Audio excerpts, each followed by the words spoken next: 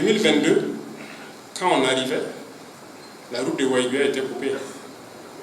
Même l'aérodrome de Waïgué n'était pas accessible. Et c'était inquiétant. Et c'était pareil pour presque toutes les villes. La route nationale numéro 1 même était coupée aussi.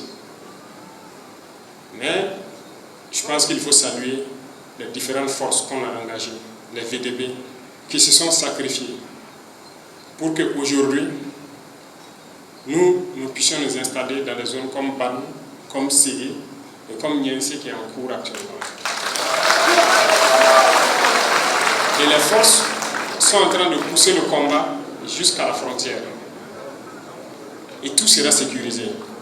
L'ennemi ne peut pas nous vaincre si nous sommes une nation. Et pour rester une nation, on a besoin de discipline, comme je l'ai dit.